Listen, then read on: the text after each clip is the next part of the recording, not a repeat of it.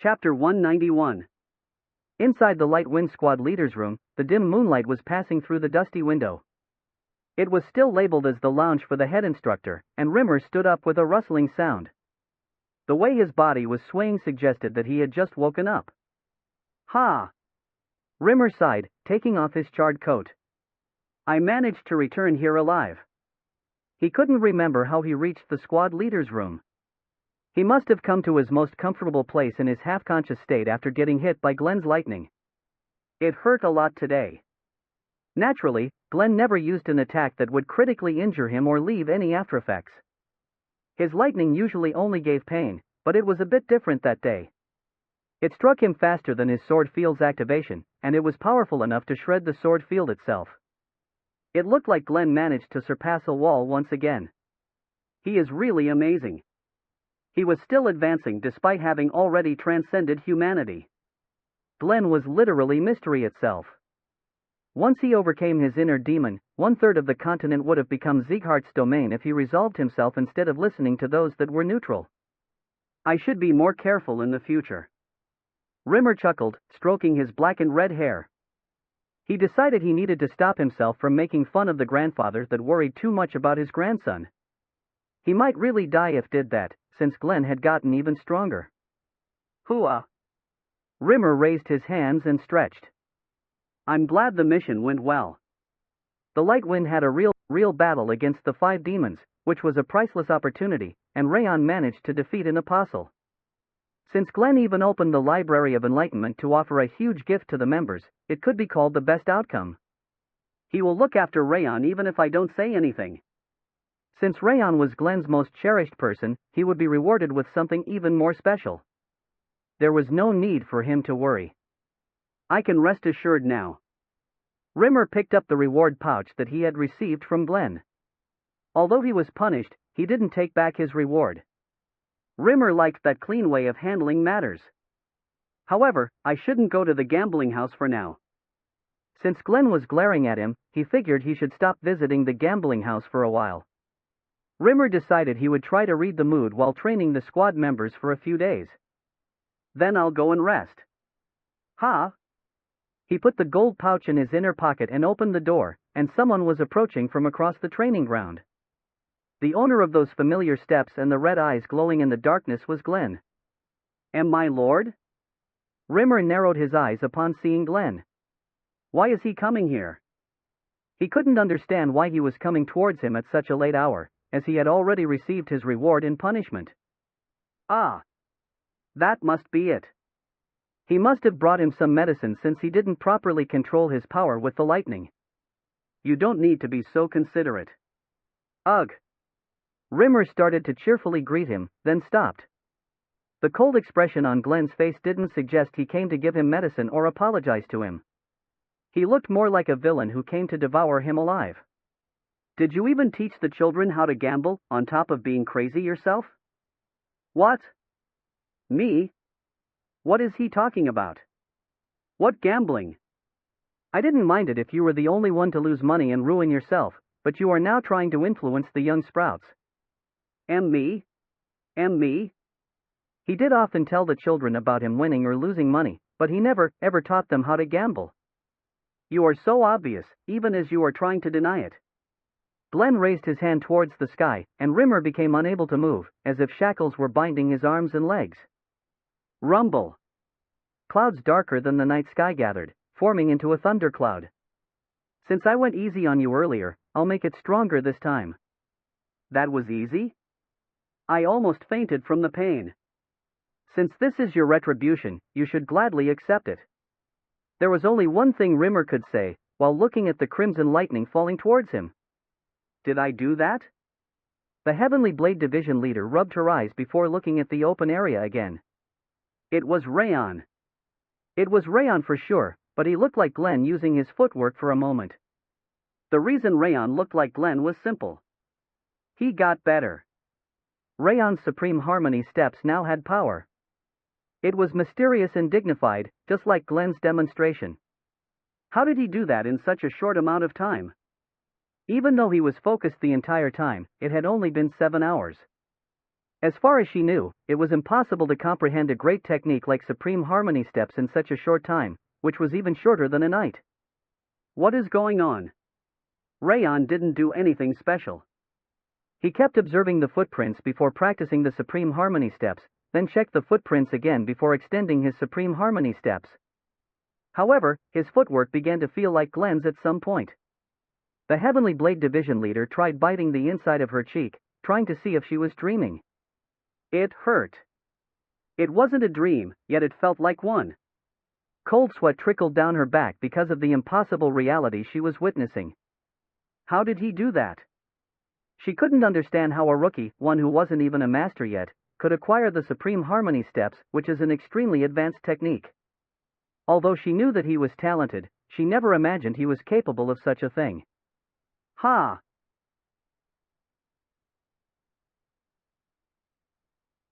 She stopped observing the surroundings and focused on Raon.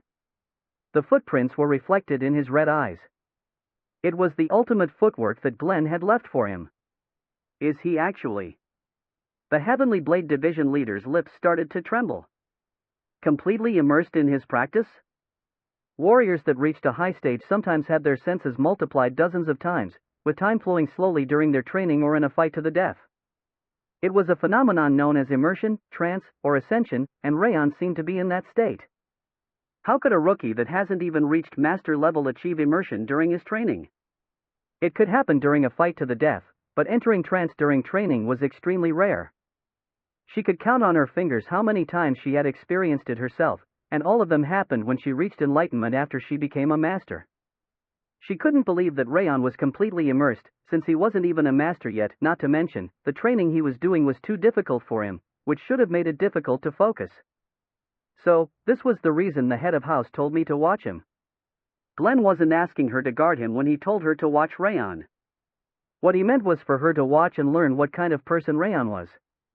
Mysterious, curious, and eccentric. Those were the only words that could describe Raon. Although her life was full of ups and downs, it was her first time seeing someone like him.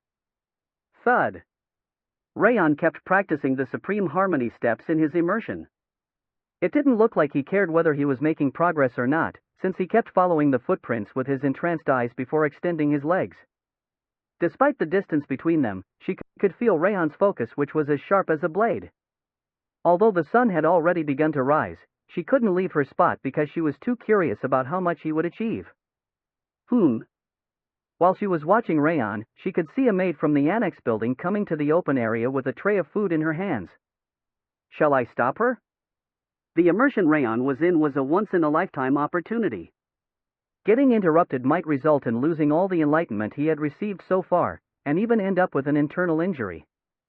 As the Heavenly Blade Division leader decided to act, the maid stopped approaching Raon and watched him for a bit, before returning with the food she brought. The annex building fell silent after that, as if the night fell once again, and the maids that came out of the building never went to the open area. It can't be. The Heavenly Blade Division leader swallowed nervously, before looking at Raon once again. Has this actually happened multiple times before? His footwork was slowly and slightly becoming similar to Glenn's Supreme Harmony steps. Raon stopped his steps once he encountered the third moon in the open area of the annex building. Ha! He sighed, sitting on the footprint-covered ground. Because he was so focused on it, he couldn't even move a finger. He lay down and looked up at the sky. Looking at the moon, which was getting close to the full moon, made him smile. He felt great, even though his body and mind were completely exhausted. He knew that the Supreme Harmony steps he would use in the future would be different from what he'd been using in the past, and that was why he was smiling. I've definitely progressed. He had a long way to go before he could complete the Supreme Harmony steps. Dozens of years of training wouldn't be enough to reach Glenn's level. However, the footwork that couldn't even be called average was now usable in an actual fight. It was a tremendous amount of progress, considering he had only practiced for 2 days. But it's still lacking. He knew that because he had completely memorized Glenn's demonstration. He copied his posture, principles, and movements exactly, but his footwork was still somehow different. I wonder what it is. He had a feeling the problem was something more fundamental than his stage or the proficiency of the Supreme Harmony steps. However, he couldn't determine the exact reason. I must have overworked my brain. His body had also reached its limit, making him sleepy and unable to think. He figured he needed to sleep before figuring out the difference between him and Glenn. You damn bastard. As he was about to fall asleep, Wrath ground his teeth. The King of Essence couldn't sleep at all for the past 2 days because of you, yet are you trying to fall asleep now? Wrath, it's been a while. It's been a while? Why, I won't allow you to sleep. That much is a given, and I won't overlook this resentment for missing 8 meals.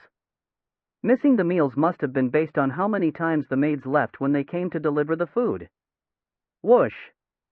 Along with a ferocious look in Wrath's eyes, wrath and coldness started spreading out from him.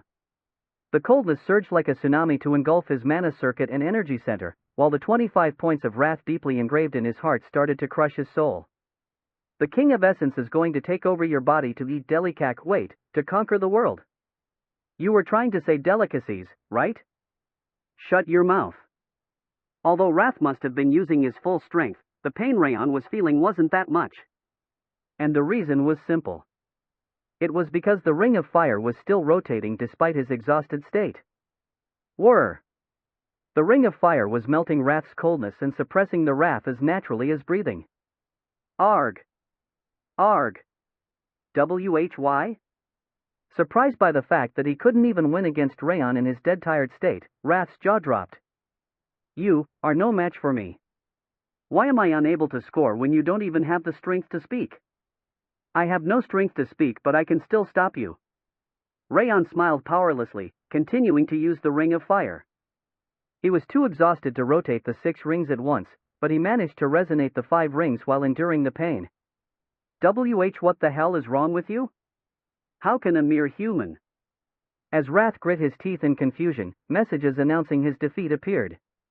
You've endured Wrath's interruption in your exhausted state. All stats have increased by 1. The reward would have been a single point in 1 stat normally, but all of his stats increased instead because he was completely exhausted. The system was truly fair. Damn it! I couldn't sleep nor eat, and now I'm even losing stats. That's why I told you to stop. Raon felt like he could have a nice sleep since he had been given a present before falling asleep. Your body and mind both have reached rock bottom. Sloth's effect increases the quality of sleep as much as possible. New messages appeared when he couldn't keep his eyes open anymore. This is that thing from back then. The cheat ability that gives you a bunch of stats just from sleeping. Raon closed his eyes, using Wrath's scream as a lullaby. Sloth, you idiot. I'm definitely going to find you. The main body of the King of Essence is going broke because of you 2 bastards. Chapter 192.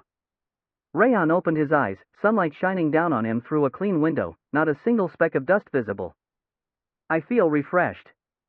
Probably because of Wrath's curse, his tiredness was completely gone, and his body was brimming with vitality.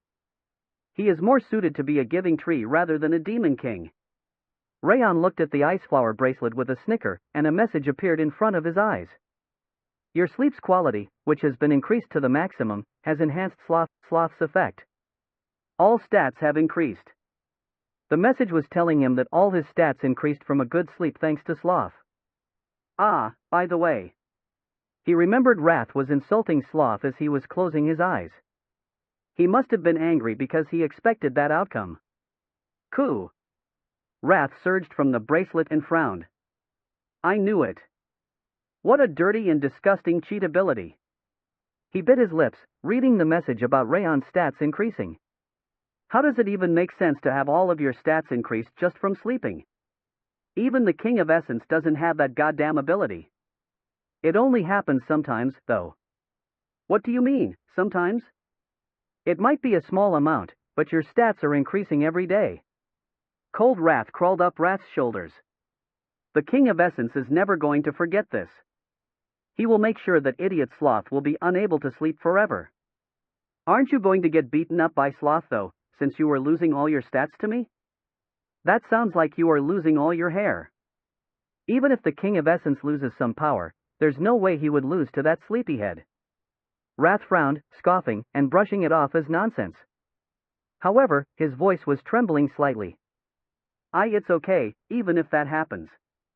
He will admit defeat as long as I keep bothering his sleep while running away. He grinned, saying that he could win anyway. Ah! Raon's lips parted. Raon imagined Wrath running away from Sloth after disturbing his slumber because he couldn't win in a head-on fight, and that just felt so pitiful. Do you want some beet ice cream? Since he felt slightly sorry for him, he took out the ice cream box from the drawer. What are you plotting? What are you trying to do to the King of Essence? Essence. Wrath licked his lips, his hands raised in caution. The way Wrath wanted to eat the ice cream but was stopping himself because he feared Raon would ask something in return looked even more sad. I'll eat all those ice creams after the meal. I won't trust you. Reveal your true intentions. There's no such thing. Raon sighed, opening the door. As he was going to the washroom in order to take a shower, he saw Yua. Ah, Sir Raon. Strangely, Yua was wearing brightly colored outerwear. Where are you going? Sir Ren said he would start teaching me about music and martial arts today. Yua's twin tails fluttered in anticipation. In that case, I'll go with you. Wait a little. What? No, I can go alone. Sir Raon has to rest. It's okay. I slept well. I'll get ready quickly. Raon waved his hand and quickly entered the washroom. Boo-hoo, I knew it. There's no way you would be nice and eat the ice cream. Wrath sat down on Yua's head, laughing coldly. I knew it. Yes, I already knew all that, but why do I feel so bitter? Sniff. The cafeteria for the Swordsman was located near the 5th training ground. Normally, the trainees were the only ones allowed in there. However, ever since the 5th training ground became the Light Wind Squad's headquarters, the number of visitors had decreased, and the cafeteria opened up for everyone. However, since the 5th training ground and the facilities management department were nearby, people using the cafeteria were mostly the Light Wind members and technicians. What? A loud voice could be heard from the serving table of the cafeteria. He was struck by lightning? Bayan frowned as he looked at Dorian. That's what he said. Moreover, he got hit twice in a single day. How does that make any sense? It's true. That's why the squad leader has been in the infirmary for 2 days now. No, but the weather has been clear recently. How did lightning even strike him? Well, I have no idea. You know the saying, crude lightning in the dry sky, thought. Dorian shrugged, holding his food tray. I figured he must have gone to a casino, since I hadn't seen him after his days off, but lightning? The squad leader seriously has all kinds of problems. Bayan jeered, pouring the stew into his bowl. Why is Raon not coming, then? I heard he's exhausted. Exhausted? What happened to him? I heard he'd been doing nothing but training for 2 days straight. Though, I doubt that's even possible. Dorian shook his head, murmuring that he was a tenacious one. 2 days. Bayan swallowed nervously. He should be able to do that. He would have scoffed it off as a lie if it were about anyone else, but Raon. That tenacious bastard was fully capable of doing that. The squad leader is hospitalized from getting struck by lightning, and the vice leader is exhausted from training. What a great house we have. Bayan sneered and turned around. But Sir Raon should be back by tomorrow. Dorian, who was walking ahead, was unable to keep his balance and fell down. The food in the tray flew away and landed on the uniform of the tall swordsman sitting at the table in front of him. Arg! I am sorry. I'll immediately clean it up. You son of a bitch.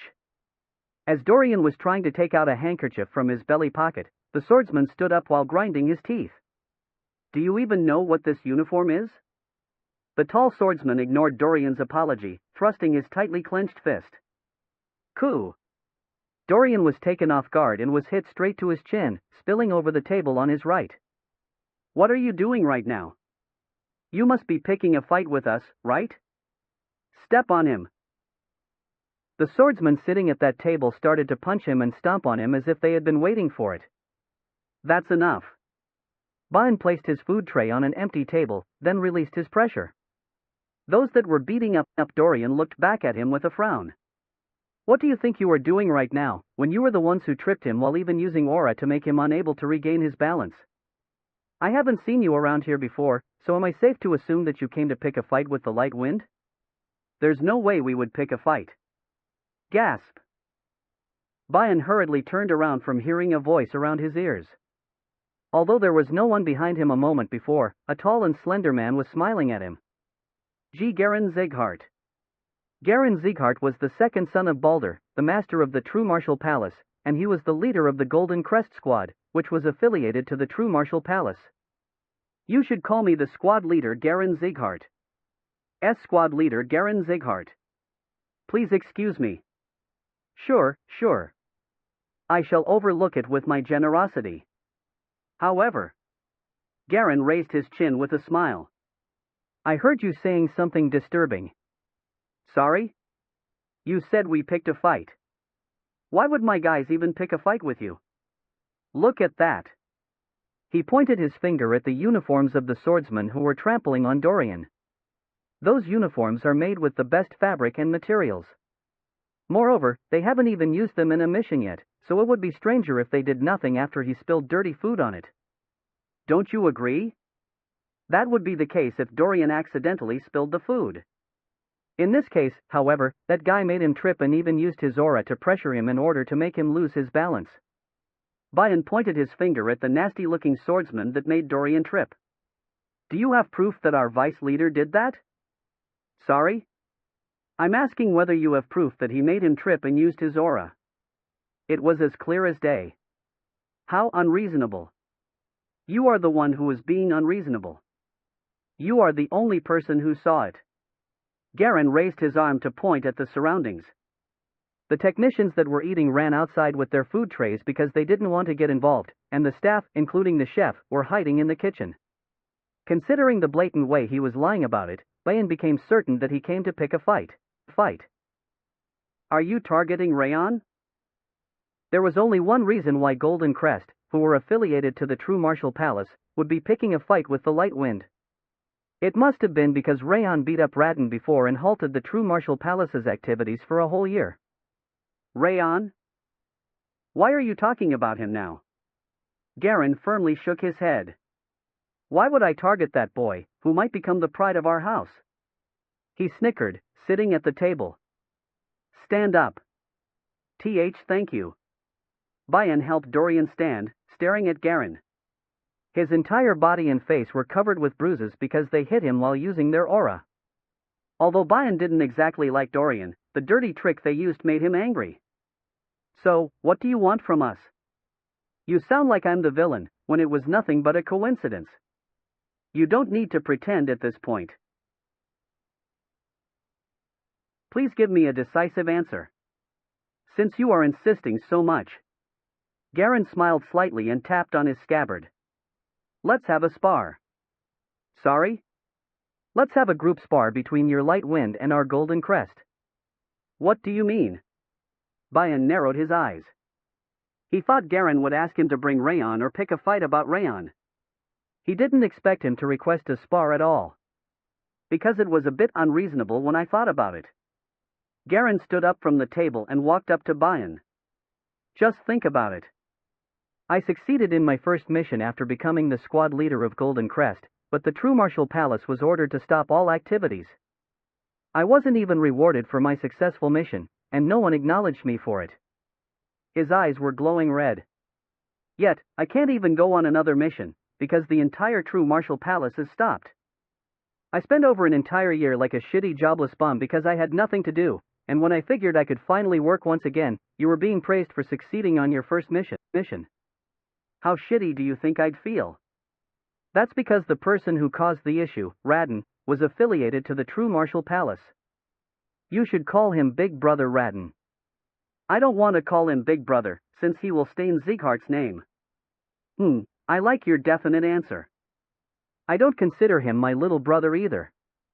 Garen nodded with a smile. The way his emotions were fluctuating so much was giving off the impression that he was a dangerous guy. Anyway, I'd like a spar between the Great Light Wind and our Golden Crest that was stuck in a gutter. Can you arrange it? That's not up to me to decide. Banin shook his head. He realized Garen's objective. He was trying to vent his resentment for having his activities stopped for a year and take away the Light Wind's reputation. However, he was using a really troublesome method, unlike the idiotic Raon. Is that so? I guess we will need to rest here for a while then. Garen kicked away the slanted table and sat on an empty chair. The other Golden Crest swordsmen that came with him either pushed away the tables or sat on the tables to fill the room with intense pressure. Bring some roten lamb chop and Uten roasted pig. Bring some fried chicken. Bring the liquor as well. They chattered between them while ordering menu items that used rare ingredients. That's impossible right now. Impossible? What's impossible in the world? You have to do it if you are asked. Sniff, sniff. The kitchen staff sobbed when the swordsman shouted at them. They were trembling intensely in fear. Please stop. The technicians and the staff are afraid. What? Are you telling me to stop because they are afraid? Everyone's afraid. A Sieghart swordsman should protect the weak. Ah, everyone's afraid, huh? I see, it would be troublesome if the chef were scared, since he won't be able to cook. Ah, it was my mistake. I almost made a huge mistake. I almost made the chef afraid when I'm a member of the direct line of Sieghart, and the squad leader of Golden Crest. He kicked the table in front of him, showing his teeth. Slam! The table rotated as it flew away, slamming into the wall. The way it was just slammed into the wall instead of being destroyed or crushed was enough to guess Garen's prowess. Hey! Stop eating, everyone! He said our chefs and technicians are afraid. You should starve instead. Yes. The Golden Crest swordsman responded in a provocative manner, looking at Bian. They were telling him to accept the challenge if he wanted to put an end to the situation.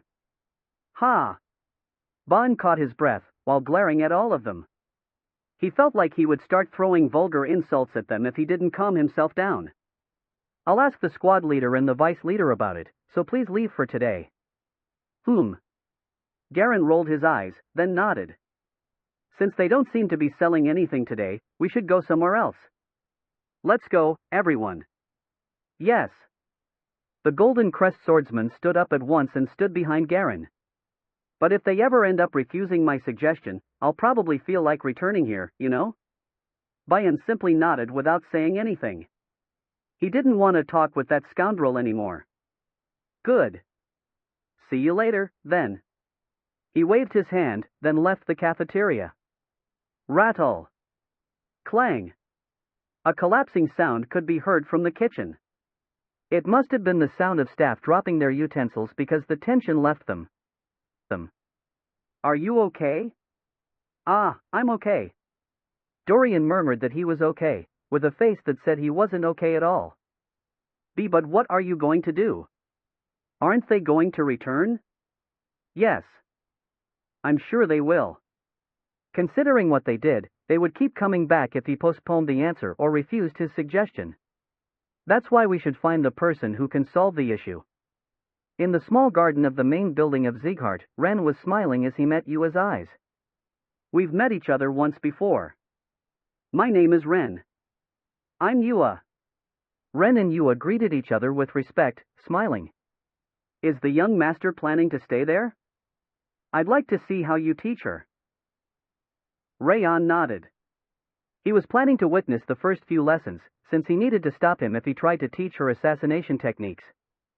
It's a bit awkward, but it's all right. You can sit there. Thank you. Raon nodded, then sat on a white garden seat. Lady Yua, can you sing me a song you like? Yes. Yua nodded, stepping aside. She started singing with her twin tails bouncing. The blood-soaked castle walls and the snowfield of the night are the winter castles. Instead of an ordinary song, Yua decided to sing Haben Castle's military song. Probably because Yua was the singer, it felt as aloof and elegant as a song used in the theater. The spears and swords are already howling in the daybreak, where green and red rain are seeping into the land. Raon's heart pounded as he kept listening to her sing. He felt like the old castle's horn and the endless rain of arrows were resounding around his ears. He got the urge to take his sword and go to the castle wall to fight the monsters. Ha! As soon as Yua finished singing, Ren exclaimed in admiration and applauded. Amazing is the only thing I can say. His eyes were glittering, just like a swordsman that saw a notable sword. The tone and emotion are both excellent. You've properly incorporated the sadness inside the powerful military song. Can I hear another song? Of course. Yua became confident from his praise and clenched her fists, before starting to sing another song. The second song was a romantic one, and the third one was about the joy of viewing autumn leaves. I might sound strange, but I can understand why Eden targeted her. While listening to Yua's songs, Ren came up next to Raon and whispered in a low voice. Yua's voice is divine, and she is extremely talented when it comes to music. If Yua ended up joining Eden, she would have become a monster capable of massacres of an unimaginable scale. He nodded, telling Raon that it was really great that he managed to bring Yua with him. Do you have nothing to teach her in terms of music, then? That's not true. She's slightly lacking in some respects because she learned music on her own. Lacking? Raon tilted his head. Yua's song sounded perfect to him, so he couldn't understand what was lacking. She's lacking in what we call the rhythm, or cadence. Ah. The rhythm flows in a similar manner when she changes the song. That's why it feels slightly awkward sometimes. It really will be perfect if she can fix that. I see. It's a relief, since there would be nothing I could do for her if she was already perfect. He smiled slightly, before going back to Yua. Does Lady Yua know about rhythm? Not really. Everything in the world has a rhythm. The heartbeat that allows us to live on, the chirping sound of the mountain bird, and even the gardener's voice when he is trimming the garden has a rhythm. Ren pointed out the examples of the rhythm one after the other. Rhythm is one of the most important aspects of music. It can add cheerfulness or sadness to a repeated verse. For example, he started singing one of Yua's songs. He wasn't exactly better than her at singing, but the lyrics and the melody were perfectly clear, and it was much easier to feel the meaning of the song. How was it? I like it. Yua raised her hand, jumping on the spot. Did you feel comfortable listening to it? I felt comfortable, and it was better at conveying the emotion. Yua nodded, since she agreed with him. That's the power of rhythm. If you adjust your rhythm according to the song, you will be better at conveying emotions. Not only is it better as music, but also as an attack. Ren said, telling her a few other things. Rhythm.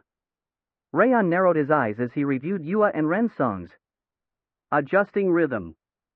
Yua certainly didn't feel like she was careful about the rhythm, and Ren used the perfect rhythm for the song, like a cogwheel. Yua was better at singing, but Ren's song felt more comfortable to hear, and created a better harmony. I wonder if the same thing applies to footwork. That might have been the difference between himself and Glenn, the one that he tried to figure out before collapsing. Now that I think about it, his timing on his first and second steps were slightly different. There was a difference between Glenn's first and second steps in terms of the sound it made and the depth of the footprints. Is that also about rhythm? Just like adjusting rhythm to the situation, Glenn must have used the most appropriate way of breathing while using the supreme harmony steps. Shring. Once he realized there was rhythm in footwork, the enlightenment struck his head. The supreme harmony steps Glenn has demonstrated that night was replayed like flowing water, and he felt like he could grasp every single movement. Raon unconsciously stood up from his chair. He slightly lowered his posture, then extended his left foot. Thud. The majestic flow that seemed to connect to the entire world appeared at the end of his foot and he became one with the land. And now, the aura cultivation technique that I'm going to teach you. Ha! Ren was about to teach Yua an aura cultivation technique, but he suddenly turned his head. Raon, who was sitting to his right, slowly stood up. He started using footwork with eyes that looked like he was possessed by a ghost. Thud. The first step brushing past the grass was Glenn's Supreme Harmony steps. Supreme Harmony's first step? However, it was different from Raon's first step in the past. It peeled off its immature shell, and it was as mysterious and majestic as Glenn's. He then advanced with his second step. The step of extreme quickness. He reached the other side in an instant, at a speed worthy of admiration even from Ren, who had been an assassin his entire life. It was so fast that it could be called magic. Row! Huff! Ren stopped the surprised Yua from calling out to Raon, watching his third step. Raon's body vibrated like the tip of a sword, multiplying into two before reuniting. Rumble! The fourth was slow. The step, as slow as a snail, was both dominating and oppressive. His footsteps crushed the land and the dominating power spread out around his feet to engulf the space. Ah! Ren's jaw dropped. It only took Raon a few days before he started using the Supreme Harmony steps in its true form. If he could be called a baby in the past, he now started to walk, and was taking steps forward. That's crazy.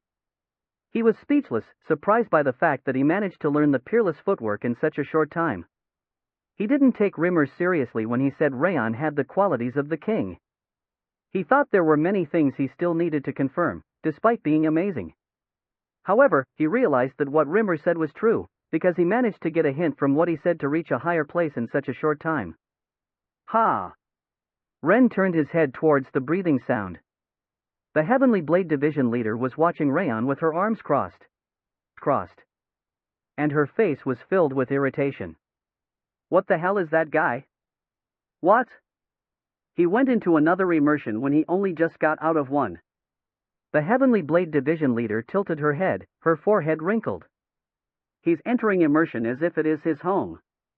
What the hell is wrong with that guy? An acquaintance of mine called him thusly. Ren smiled, looking at Raon gently. He will become the head of house in the future. Raon realized what he was doing in his trance. He imbued the heartbeat in the first step while thinking about the world he would advance in the future, the lightning that strikes in an instant in the second step, the refracted sunlight upon passing through the window in the third step, and Glenn Zieghart's dignity in the fourth step. The Supreme Harmony steps was imbued with the breath and rhythm that he directly witnessed and felt, and it turned into a completely different footwork. The steps could become even faster, slower, or majestic. Raon repeated the 9 steps of the Supreme Harmony steps until he grew tired, then finally raised his head. Ha! The tips of his fingers were trembling in excitement. A thrill ran through his body at the realization that it was the true Supreme Harmony steps. He could say for sure that he was on the same path as Glenn's demonstration, although the proficiency was incomparable yet. He might be able to catch up to his footwork if he kept working hard, over and over again. Ha! While his heart was throbbing from the sweetness of learning the footwork, a message appeared in front of his eyes. You've learned something impossible in your current state. All stats have increased by 5. The title, the Enlightened One, has been created. The trait Focus's rank has been increased to 4 stars. The message was telling him that all stats and the rank of Focus had increased, with a title on top because of the achievement of properly learning the Supreme Harmony steps. He realized once again that what he did was really great, since even the message was telling him that. What the hell? Rath's eyes were trembling as he read the message. Why would you give him so many rewards for learning some shitty footwork? He was shouting, but his voice was lacking his usual confidence. But didn't you also admit that the Supreme Harmony steps was an amazing footwork? The King of Essence has never done that. You said that the learning speed amplifying effect only appears with the best techniques, ones that you might consider learning. You also called the footwork excellent. Damn it. Rath ground his teeth, unable to say anything else. He had no choice but to admit it, since he couldn't lie. Damn it. It has only been 2 days since you last took stats, but if you take them again, then what about me? He seemed to be dying because he took away 5 points after gaining stats recently. You are just so damn lucky. It's not luck. It's thanks to Sir Ren and you. What? You told me that it's important to find my own path, by nurturing my heart and mind. I did say that. Rath nodded while trembling slightly. I also moved my mind this time while incorporating the footwork with rhythm. I made so much progress from using the experience I had so far. Half of my achievements this time were thanks to you. Thank you. Raon grinned. Rath was really the giving tree, who gave everything away both physically and mentally. Are you making fun of the King of Essence? You finally realized it. I'll kill you. I'm going to keep you and follow you to hell. But you came from hell initially. Coo. Shut up. Raon snickered. Since Wrath was very helpful this time, he planned to eat all the ice cream, just like he promised that morning. Raon. Bayan's voice could be heard from the garden entrance as he was happily making fun of Wrath. Raon looked around. Bayan was bringing Dorian with him, both his eyes turned black with bruises. Dorian? It wasn't just his eyes. His cheek and wrist were also bruised. The wound must have been created by a fist, rather than a wooden sword. Considering the fact that there was no reason for him to be in that state, since the light wind was currently in a personal training period after the rest, he must have been beaten up by someone. Raon's red eyes were filled with irritation. Who touched my pouch? Chapter 193. Raon went to Dorian and examined his condition. You were thoroughly beaten up. Why, you noticed? Dorian awkwardly smiled. There's no way I wouldn't notice, since they didn't even try to hide it. Judging from his bruises, Raon could ascertain that those who beat him up weren't using a weapon. They used their fists and feet instead. How could you get beaten up by some strangers when you are supposed to be the King of Essence's subordinate? How pathetic. Wrath ground his teeth like an older brother that had seen his younger brother getting beaten up. I am okay. You don't look okay, though. Raon frowned. Dorian was a coward, but he could take a beating. Considering the fact that he couldn't even stand properly, they must have used aura in their fists. Dorian. I don't know who did that, but their joke went too far. Yua covered her mouth, and Ren lowered his eyebrows. I'll treat Sir Dorian. Ren used his aura to scatter the remaining aura in Dorian's body, and his face, which was distorted in pain, got better over time. Now that I think about it. Raon turned around. There should have been one more person besides Ren and Yua, but no one was there anymore. He must have been mistaken, since he was in a trance. Arg. Dorian groaned from the severe pain during the treatment. Please endure it for a bit. The aura inside your body needs to be removed for a quick recovery. Unlike his gentle voice, Ren was controlling a tremendous amount of aura to remove the murky energy crushing Dorian's inside. Who was it? Raon turned to look at Bayan after confirming that Dorian's face looked better. Garen Zighart. Garen Zighart? He's the squad leader of Golden Crest, affiliated to the True Martial Palace. The Golden Crest of the True Martial Palace. He remembered the name from Judiel's book. It was written that he was a 30-year-old young master in charge of the Golden Crest as the second son of Balder, the True Martial Palace's master, and Radon's older brother. Was it because of me? Raon clicked his tongue while looking at Dorian.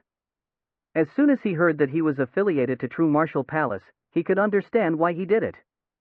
He must have been trying to take his revenge for beating up Radon and causing the activity suspension for the True Martial Palace. It should be mostly because of you, but there's more to it. Bayan shook his head in irritation. There's more? Raon narrowed his eyes. The way he said there was another reason sounded questionable. He said the Golden Crest's activity has stopped despite being a new squad because of the suspension on the True Martial Palace after the sword duel between you and Radon. Also, they didn't get any rewards or reputation for their successful mission.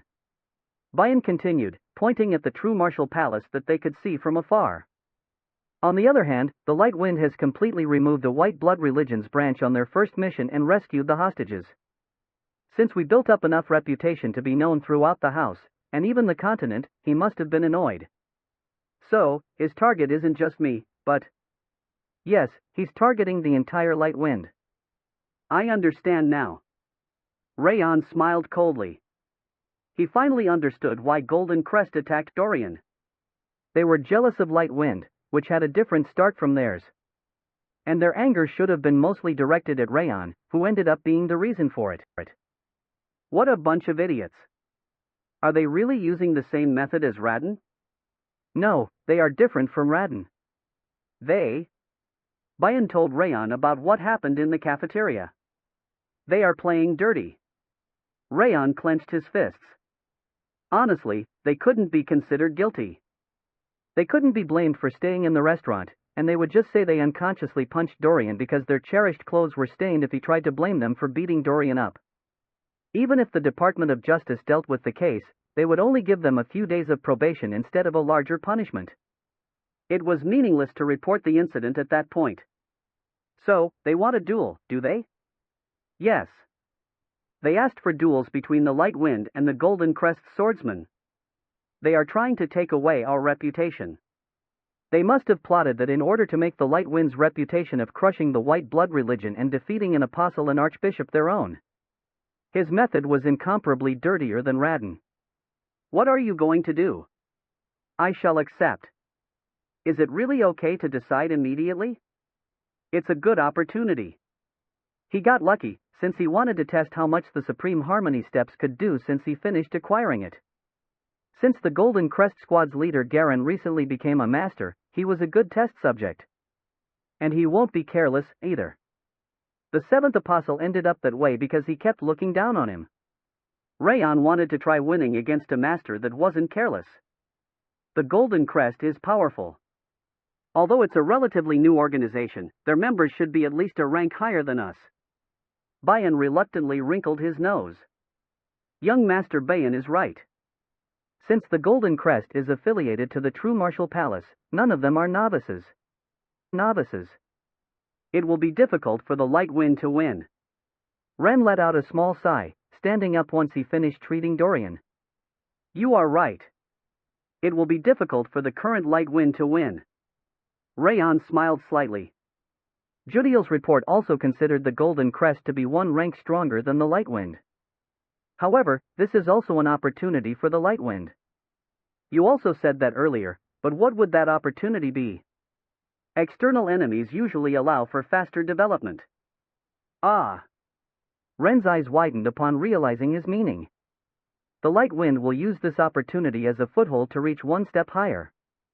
Since Glenn already gave them books of martial arts, it was the perfect timing to increase everyone's might. And Raon ferociously looked at the bruises all over Dorian's body. I'll make them pay for beating my pouch. Yes. Explode all the bastards that beat up the King of Essence's subordinate. It had been a long time since the last time Raon and Wrath agreed with each other. True Martial Palace. Golden Crest's headquarters. Garen was leaning back against a sofa inside a strange room with dozens of noted swords displayed in the walls. It was nice to see that the Light Wind guys couldn't do anything. The Golden Crest's vice leader, Tekli, grinned. He was the one that made Dorian trip and hit his chin in the cafeteria. Considering the fact that they didn't even know how to react to us, they must have succeeded in their mission with sheer luck. Well, that should be the case. Garen snickered and nodded. There was no way those younglings were skilled enough to destroy the White Blood religion's Porvan branch and defeat an apostle. Considering Bayan's immature reaction, that Raon guy shouldn't be a big deal either. However, Tekli licked his lips before he continued. Rimmer is part of the Light Wind. How shall we deal with that monster? Monster? He's a monster that was called the Sword of Light when he fought right next to the head of house. Even though he is supposed to be injured, shouldn't we prepare countermeasures against him? No such thing is necessary against a disabled gambling addict. Garen's lips curved into a scornful smile. He's just an insect that wastes his time gambling after his mana circuit and energy center were broken. He's simply no match for me. But considering the rumor that he fought equally against the 10th Apostle on his last mission. And where did that rumor come from? From the Light Wind Squad. Moreover, there were no witnesses to the fight, which means no one knows whether he fought equally, or barely managed to survive or begged for his life like trash. Ah. But it doesn't mean I'm just looking down on him. Garen stood up. With sharp and sedate energy spreading out from him, the noted swords decorating the room started to resonate at once. Whirr!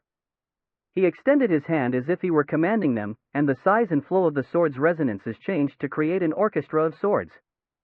I picked the fight because I'm fully confident that I can win, even if Rimmer managed to recover to master level. Garen stopped the orchestra, and the majestic sword resonances stopped, silence returning to the squad leader's room. Do you understand? Ah, yes. Tekli nodded, his teeth chattering. How about you, then? Pardon? It must be true that Raon managed to defeat the seventh apostle, although he must have been lucky, or the apostle was careless. Can you win against him? Garen raised his chin slightly. Just withdraw if you don't think you can win. I can just take care of him. I can do it. I'll win, no matter what. Tekli quickly shook his head, his eyes filled with fervor. No matter what?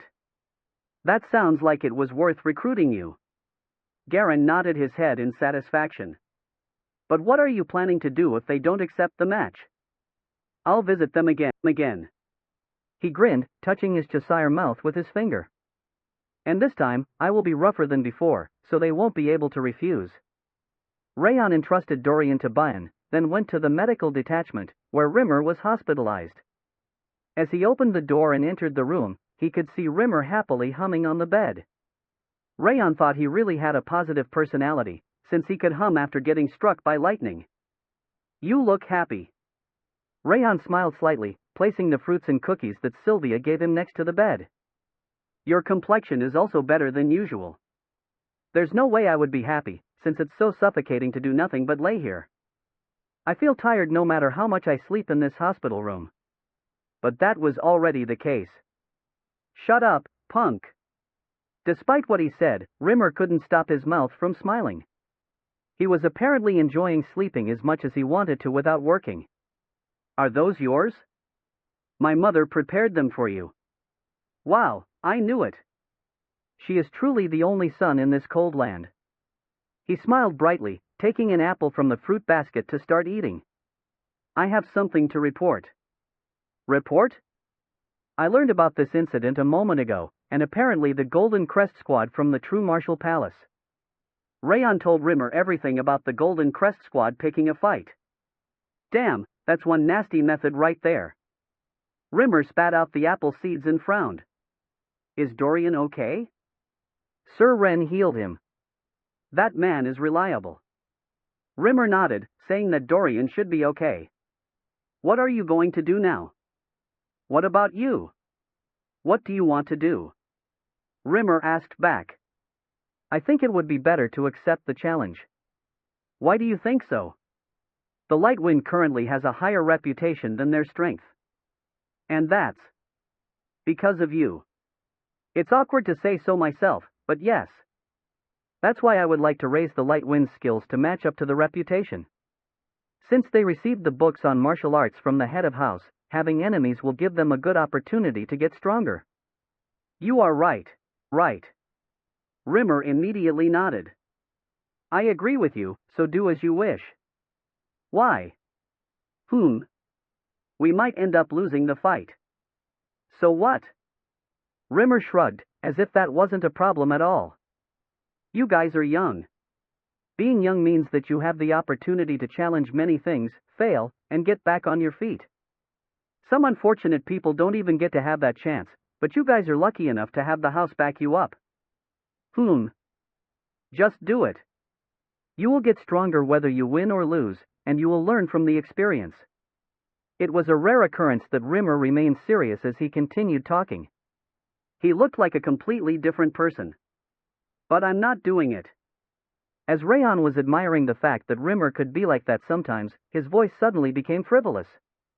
What? I mean the match. Everyone from the members to the squad leaders have to fight. I'm telling you I'm not going to fight.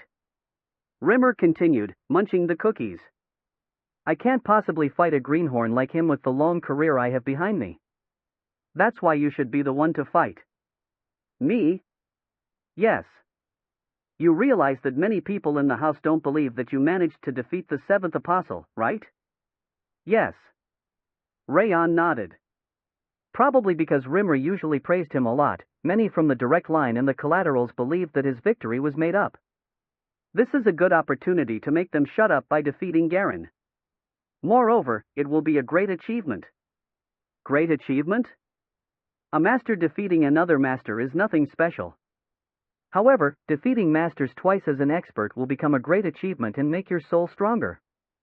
It's also going to allow you to establish your position in the house. Rimmer's blue eyes sparkled in anticipation. And there's even more. More. Winning against Garen would increase his stats once again. Fame, reward from the duel, and stats. There were so many things to gain from winning. I'll take care of Garen, then. Since you are accepting it so quickly, I guess you were planning to defeat him yourself all along. You can be sharp sometimes. Raon chuckled. Although Rimmer didn't know about his progress with the Supreme Harmony steps, he was aware that Raon was targeting Garen already. Sometimes? I've always been the sharpest person. Are you telling me to believe that when you always go broke in the gambling house? That's because. Rimmer shut his mouth in embarrassment and hung his head. Anyway, I'll accept their challenge since you agreed as the squad leader. All right. Rimmer awkwardly smiled, then drew a circle with his finger. By the way, where did the lightning even strike you? The weather hasn't been that bad recently. It's a long story. I seriously almost cried this time because I was falsely accused. I was beaten up because of something I didn't even do, and seriously. Beaten up? No way, did someone beat you up just like Dorian? It's understandable that shitty ears would get beaten up, since he's so weak. Actually, he deserves even more beatings. Wrath started giggling upon hearing that Rimmer got beaten up by someone. Ha! I wasn't beaten up.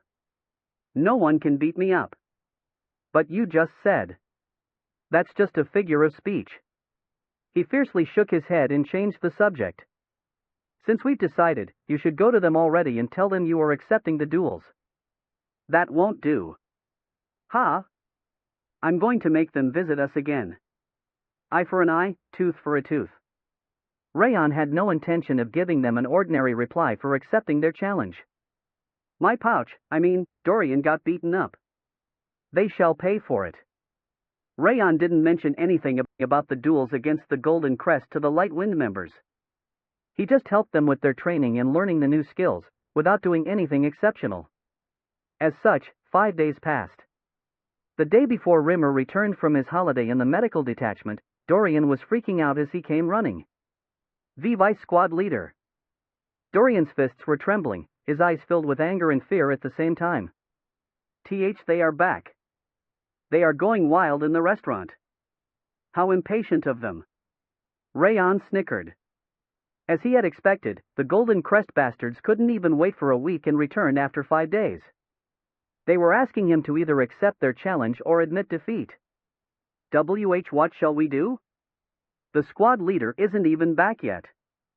I think we should wait until the squad leader returns. Dorian and Bayan anxiously bit their lips, since they didn't know that they had already decided to accept the challenge. Let's go meet them. Seriously?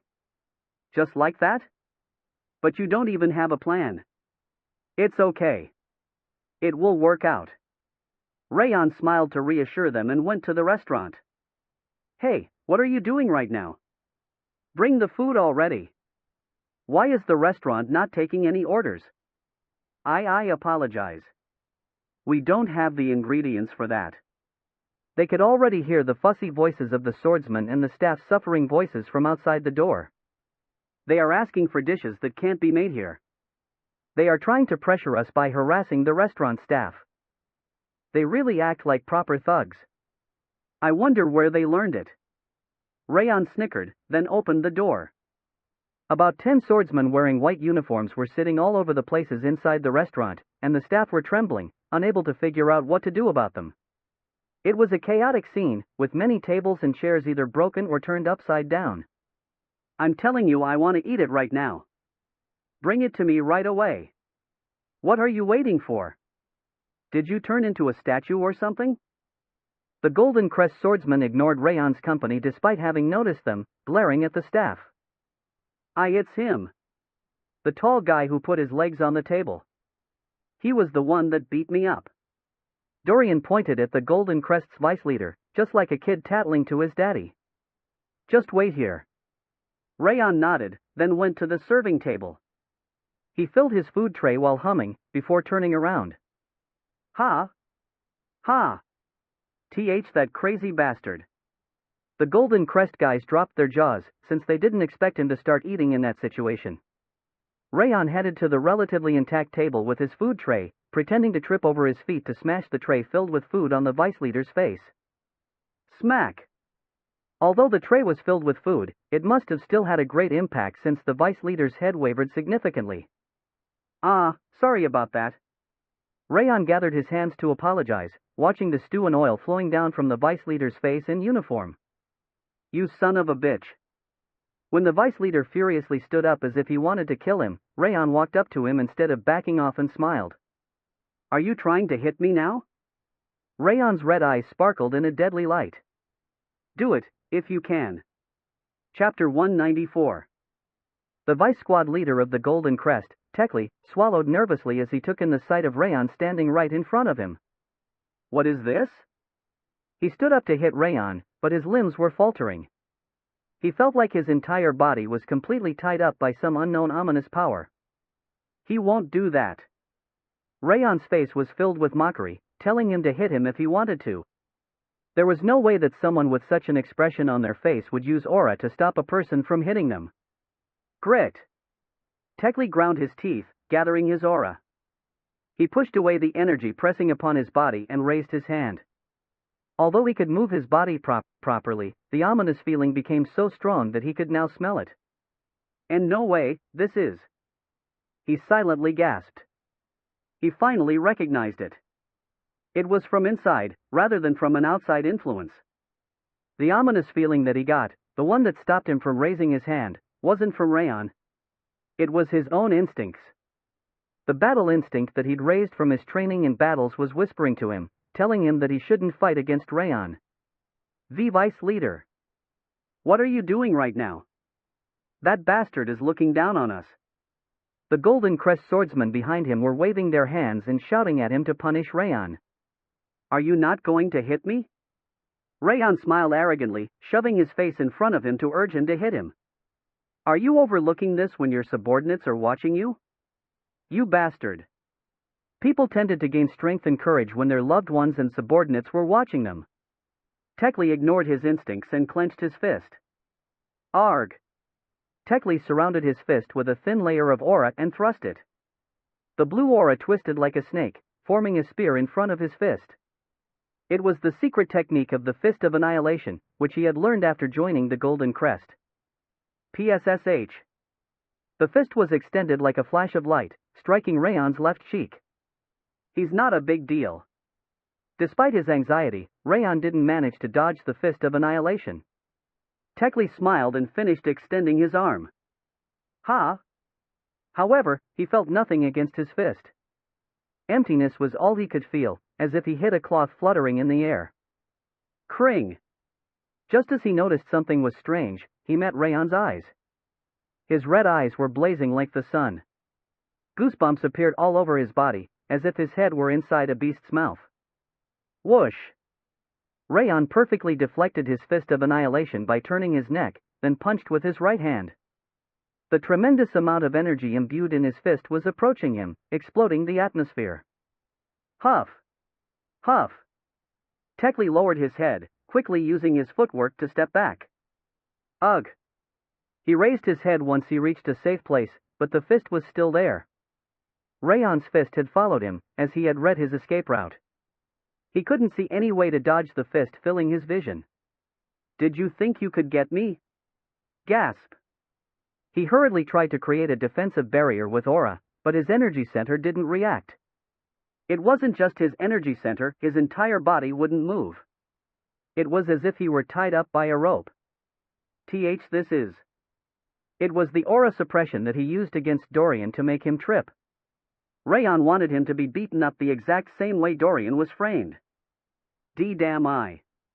K. Unable to finish swearing, Tekli had to allow a direct hit to his face. He couldn't even deflect the blow from the tremendous shockwave that struck his head. Crack! Hearing the sound of his face getting smashed, Tekli lost consciousness. Slum! Alongside the explosive sound of impact, Tekli slammed into the restaurant's wall on the right. Ah, excuse me. Raon smiled slightly, while dusting off his hand. It was an unintentional reaction. After saying that, Raon touched the cheek that Tekli's fist had brushed past. Oh no! What's going on? Vice Squad Leader! Stop! As the Golden Crest swordsmen were about to run towards Tekli, who had slammed into the wall, Raon raised his hand. That single word was enough to make the swordsmen stop like wooden dummies. The one with sky blue hair in the middle, come over here. WHY. The swordsman with sky blue hair awkwardly came up to him. What's your name? I am Dalan. You must be the next in rank after him, right? Are you a team leader? Gasp. Dalan's face hardened when Raon asked whether he was a team leader. He apparently didn't expect him to determine his rank just by looking at him. As expected. Raon chuckled. He just guessed it because his energy was the strongest after Tekli's, and he was right. Dalan, you know who I am, right? I do. Then what's wrong with that manner of speech? I'm a vice squad leader, and you are a team leader. Ugh. Raon bobbed his fingers in a way that suggested he could turn them into a fist any time he wanted, and Dalan's face turned pale. Please excuse me, sir. Dalan bowed, addressing him politely with a trembling voice. Since your vice squad leader unfortunately turned out that way, I'm going to need to talk to you about the duels. Raon sat on the chair Tekli had been sitting in, and Dalan could only swallow nervously without saying anything. First of all, the duel will take place in 3 months. 3 months? That's too long. Dalan's eyes widened in anger. Garen had told them to appoint the date for the duel in 2 weeks at the latest. Dalan was bound to get in big trouble if he told him the duel would happen in 3 months. This is our consideration for you guys, though. What? Do you think that thing will wake up within a month? Raon snickered, pointing at Tekli. Ah. Dalan vacantly stared at Tekli. Judging from the strange shape his body was taking inside the wall, it looked like bones all over his body were broken despite being smacked into his face. Factoring in time for his rehabilitation, it was impossible for him to recover in a single month. What do you think? It is indeed impossible for him to recover. Then, let's make it 3 months. Shouldn't you be thanking us at least for our consideration? Sorry? It was my consideration for you guys.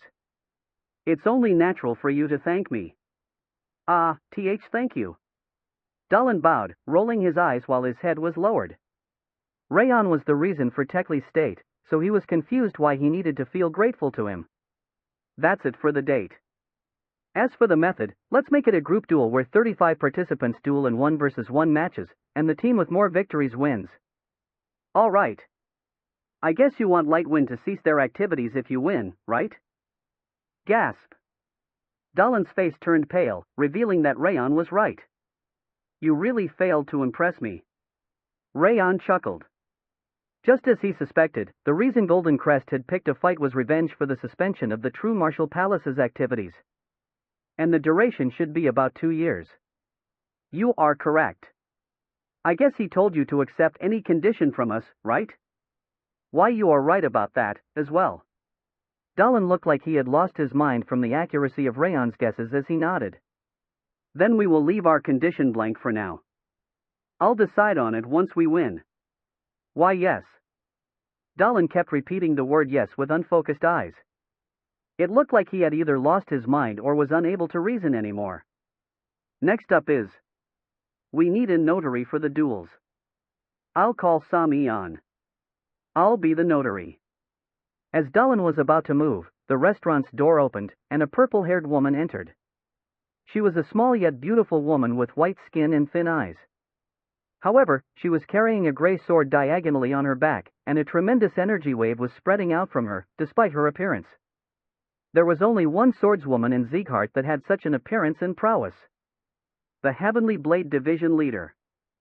She was the heroine that had been in charge of the Heavenly Blade Division, directly affiliated to Glenn Sieghart, for dozens of years. She was also a powerhouse at the level of Grandmaster, the Heavenly Blade's leader Cheryl. But this energy... Cheryl's pressure felt familiar to him.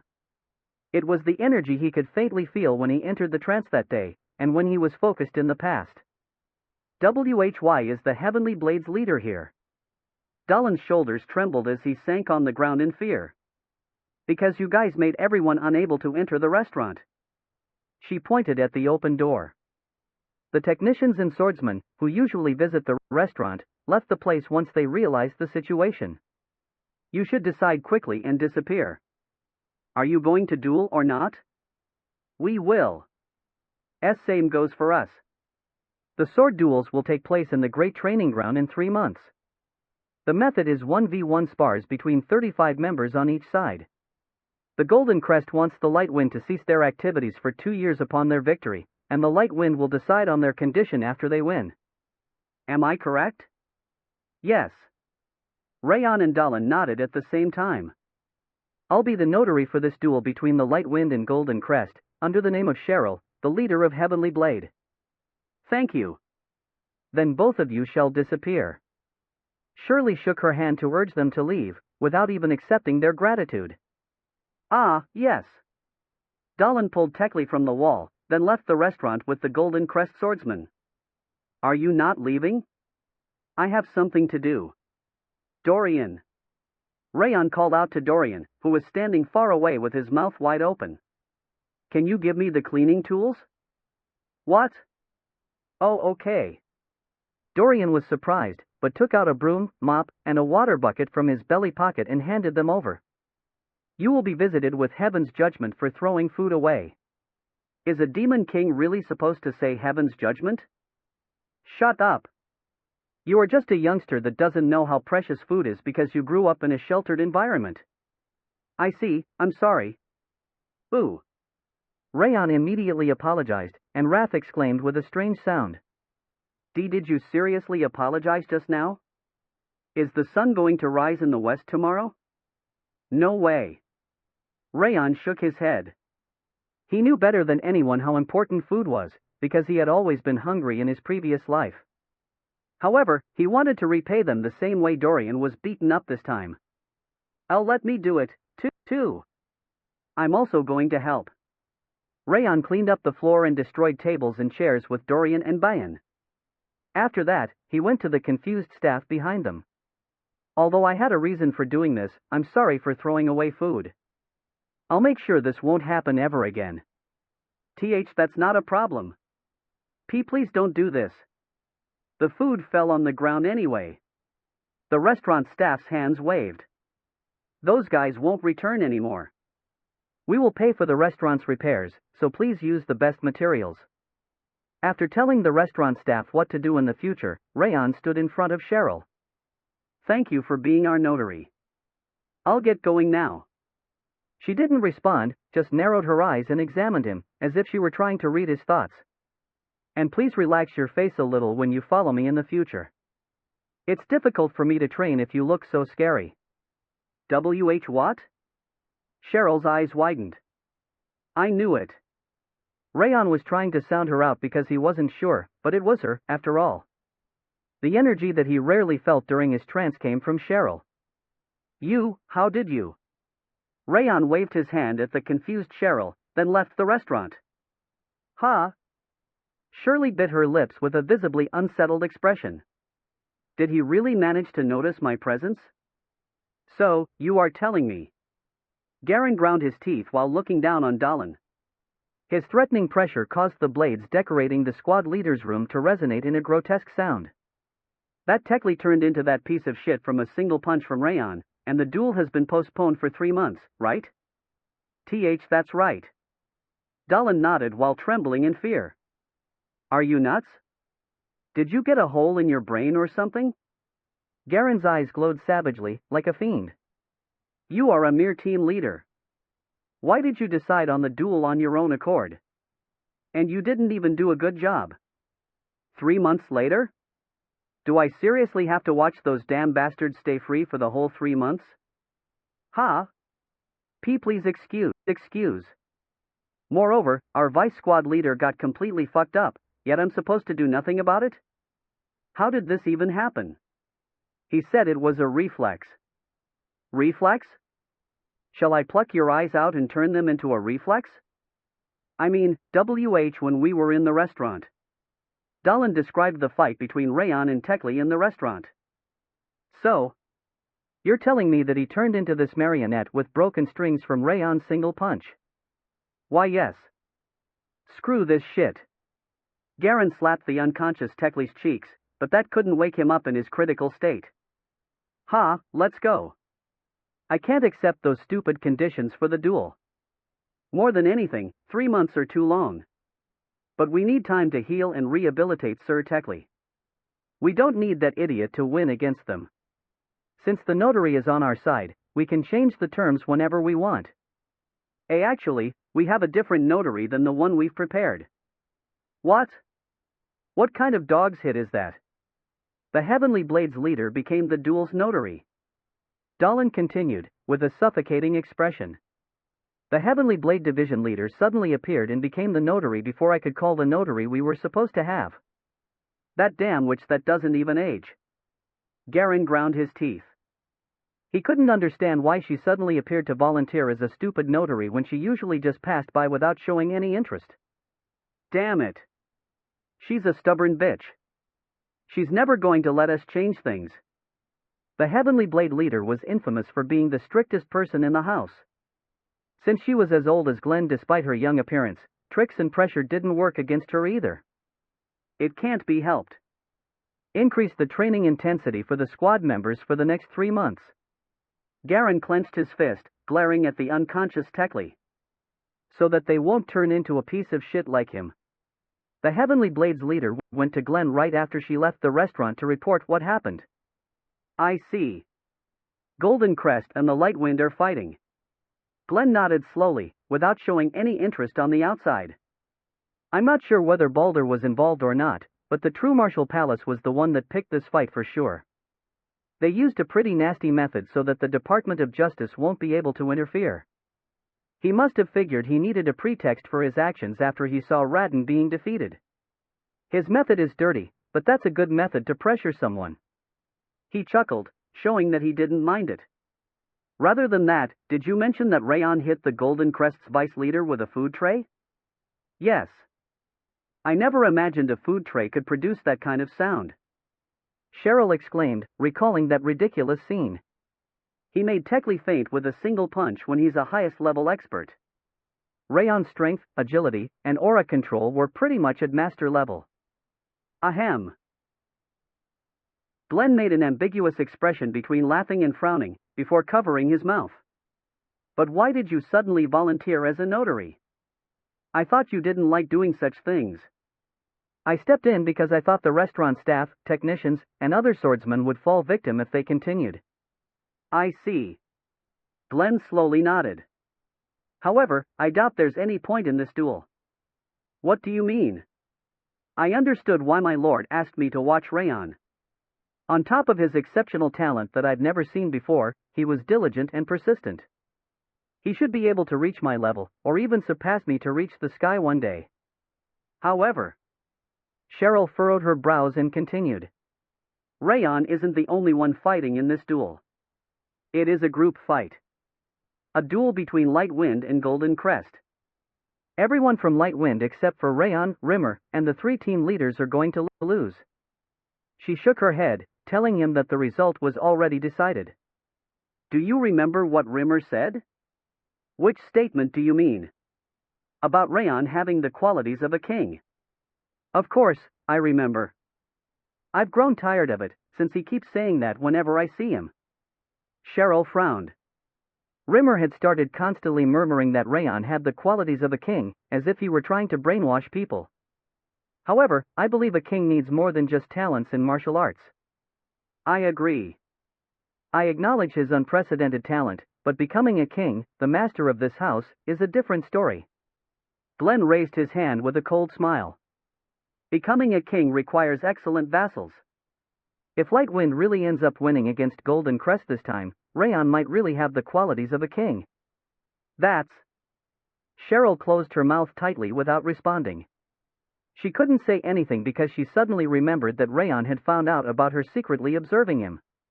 She didn't do her best in concealing herself, but the fact that she was found out hurt her pride. It looks like you still don't believe me. Then, let's make a bet. Did you just say a bet? Cheryl's eyes widened. Glenn wasn't the type of person to say such a thing, unlike the gambling addict Rimmer. Something is changing. Before the afternoon training started, Raon gathered every member of Light Wind and stood on the platform. Attention! He slowly opened his mouth after meeting the eyes of the swordsman looking up on the platform. I'm sure everyone is aware that Golden Crest picked a fight with us. They wanted to challenge us to a duel.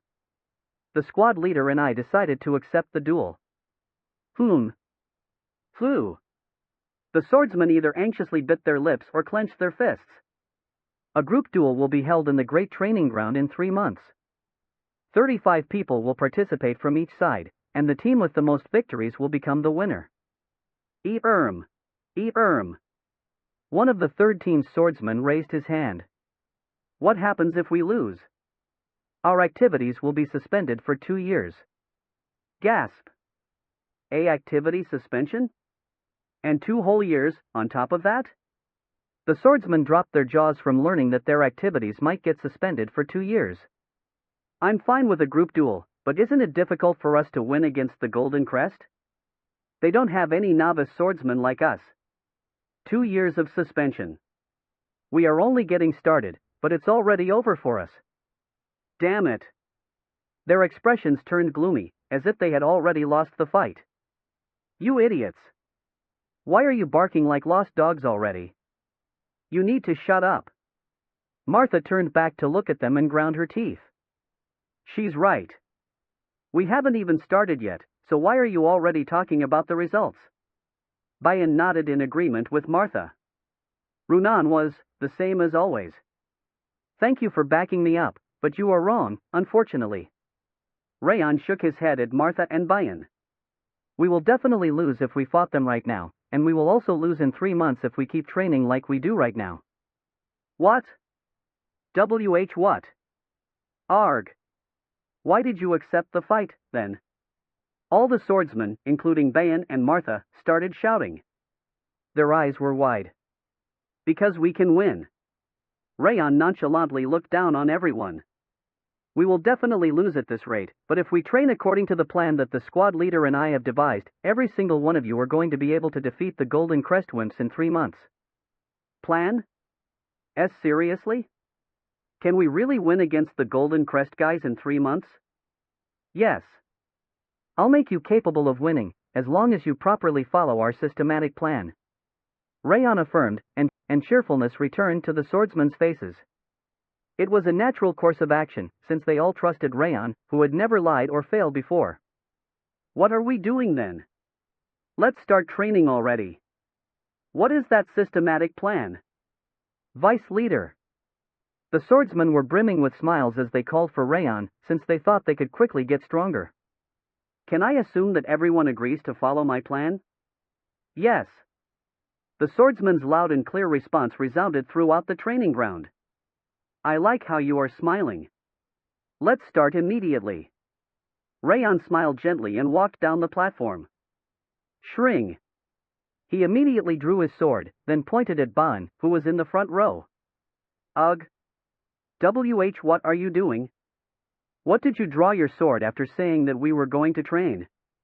It wasn't just Ban, everyone was clearly confused.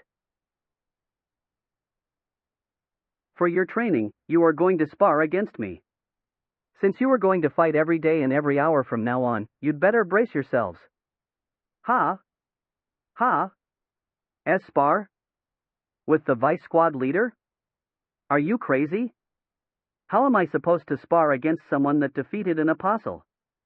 The swordsman protested with trembling lips, saying that it was absolutely ridiculous. Moreover, how dare you call this a systematic plan?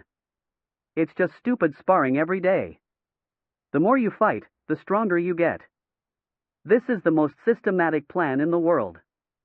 That's not what systematic means. Moreover, you already admitted that you agreed to my plan. There's no escape for you. The Light Wind members turned pale in the face of Raon's scary smile. They finally realized they had fallen into a trap that they couldn't escape from. Come at me. I'll kill you, I'll make you stronger. Didn't you just say you will kill them? You are just hearing things. Chapter 195. If Raon were asked, back in the days when he was an assassin, what the most physically difficult training was, he could answer without a second's thought. It was the spar against instructors. The instructors would viciously keep targeting his vitals with an iron rod, and the training consisted in defending and counter-attacking against them.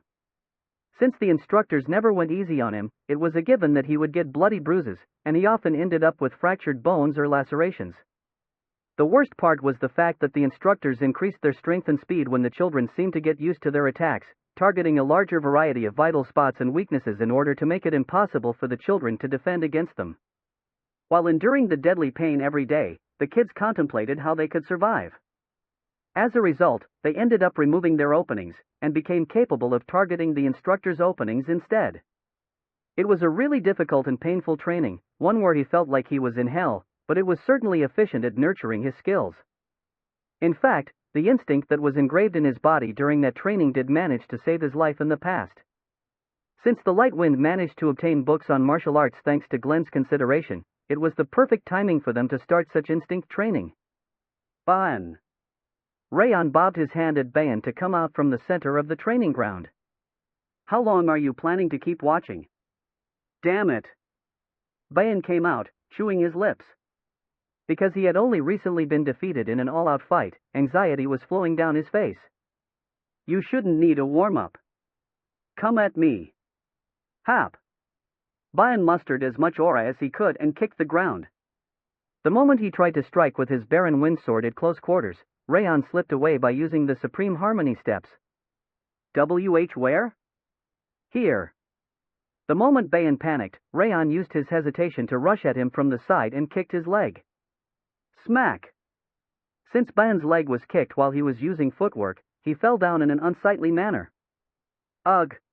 Ugh! The damage wasn't too great, but Bayan's face turned red because his pride was hurt.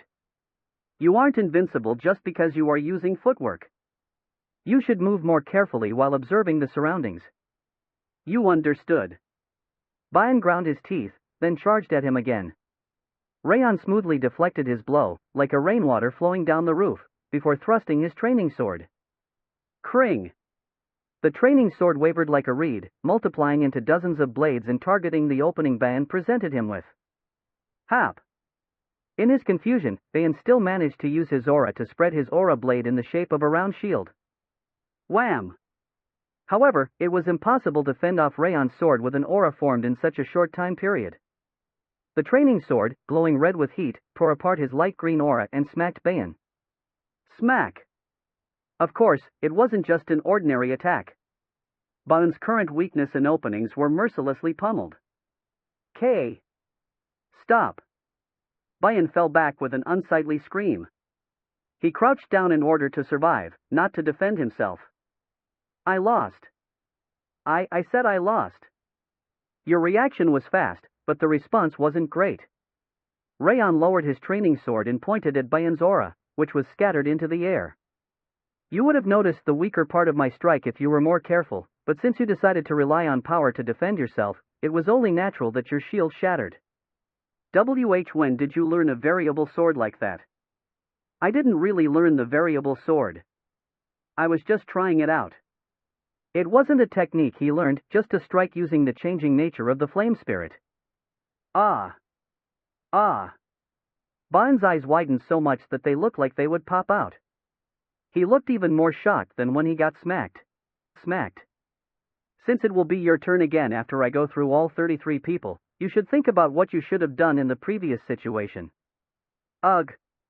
Bayan's face turned pale when Raon told him he would get another spar after a round with the others. Runan. MHM. Runan was rolling her eyes after taking a glance at Bayan, who got beaten up. She usually didn't act that way, but she didn't seem afraid. She seemed to have realized it was different from when Raon was practicing the fangs of insanity. I'm coming. Raon nodded, and she immediately froze the ground and thrusted her sword quickly, like lightning. The training ground's temperature was quickly lowered, and the emerging frost stiffened his body. Slam! With a single stomp, Raon wiped away all the frost covering the ground and air before striking. The training sword, swaying like a twig, multiplied into 5 to target Runan's head and shoulder at the same time. Thud! Runan bounced back as elastically as a rubber band, but she didn't surpass Raon's prediction. Whoosh! Raon followed her movement like a magnet and slashed at a speed that would be difficult for her to react to. Smack! He hit Runan's wrist as she was trying to defend herself in that short time period, before stabbing the 10 openings she had at the same time. Ack! Runan's scream was silent. She lowered her eyes while grabbing the vitals that were attacked. She looked like a wet puppy in the rain. Be honest. You are from Devildom, aren't you? What the hell are you talking about? Look at the ice cream girl. How can you hit her 10 times in that short instant, even though she's so precious? You are a real devil. This is necessary to make her stronger. Looking at Runan's expression made him feel sorry for her, but he had to steel his heart. It was for their sake, after all. The elastic footwork was nice, but you didn't properly check for your direction nor determine my attack. You need to analyze the opponent's sword before deciding whether you will dodge, block, or counterattack. I'll attack the exact same way during the next spar, so you should think about how to counter it. Runan didn't reply for the first time as she went away. It's my turn, then. Martha came up to the arena with a grin on her face. She fearlessly raised her training sword like a challenger. I'm coming. Without any starting signal, she immediately charged to strike. Her sword, imbued with a powerful strength and speed, was falling down on Raon's head. Clang! Raon swung his training sword like a snaking wave to deflect Martha's strike before striking her opening. Smack! Although her body faltered from the powerful impact, she kept swinging her sword without interruption. It looked like she intended to attack one more time if she had time to defend or flinch from the pain. I wonder if that's the correct decision. Raon chuckled, deflecting every single one of Martha's attacks before mercilessly smacking her weaknesses and openings. Coo!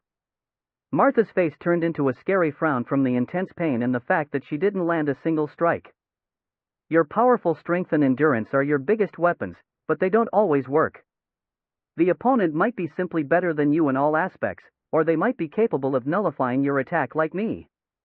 Raon swung his sword horizontally.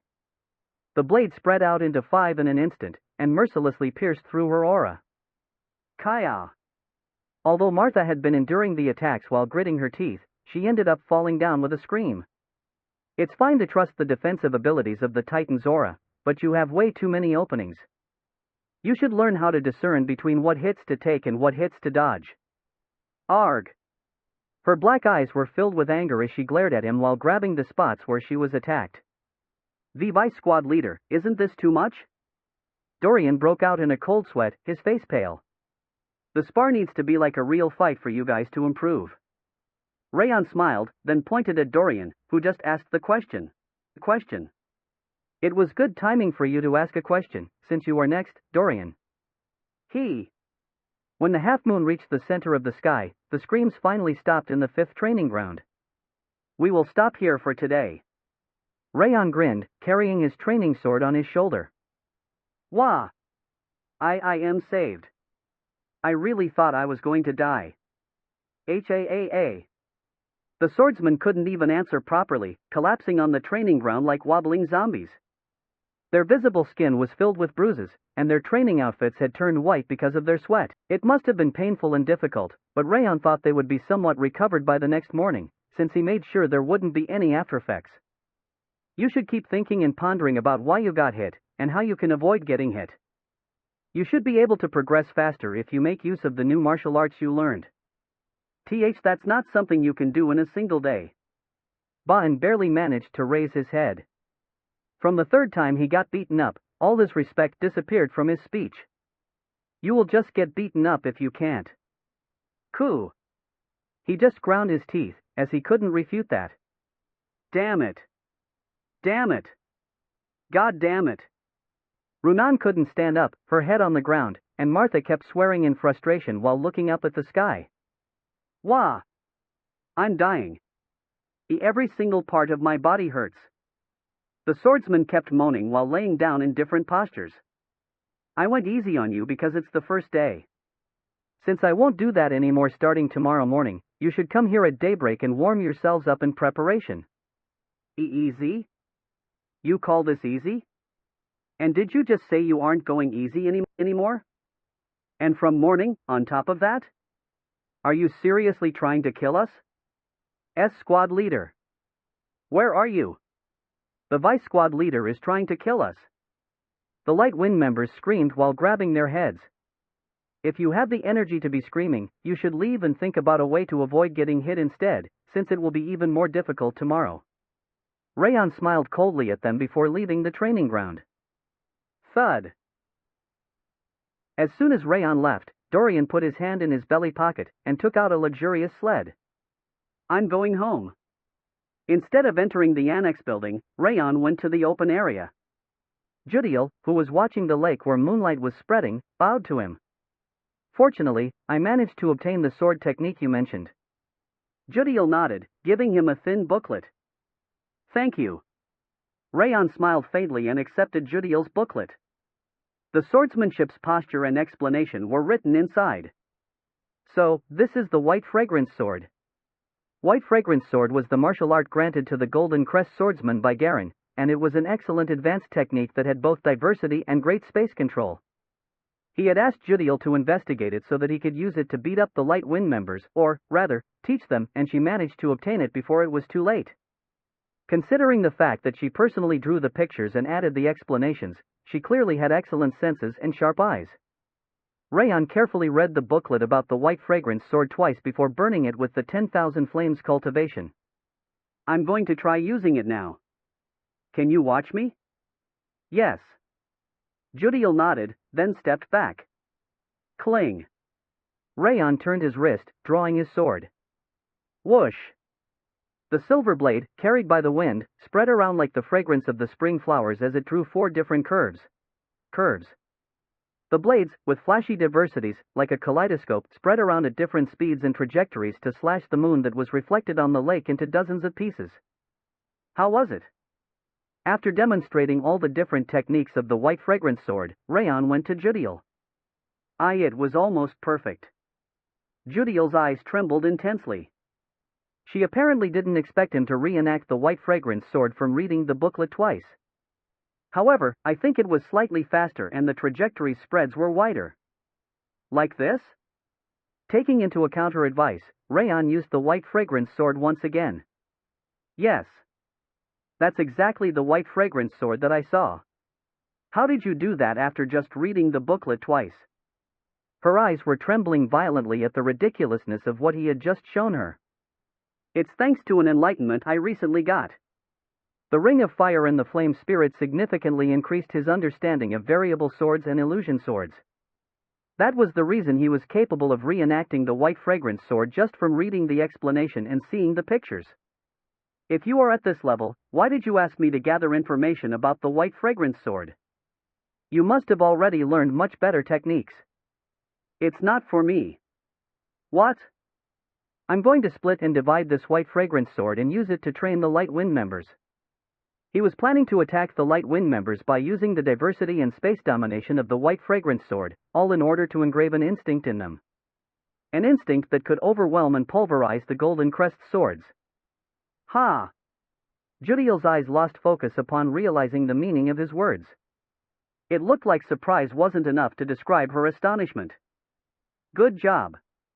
You should return and rest. What about the young master? I'm going to stay here to hone this swordsmanship a bit more. But you must be tired from fighting the swordsman all day long. I don't have much time. I need to finish learning it properly to make the members stronger. I see. I'll get going, then. Judiel nodded, then returned to the annex building. I'll finish this quickly. Since you said you will finish it quickly, I bet you will continue until morning. Wrath frowned, complaining that he wouldn't be able to sleep once again. I'll make it quick.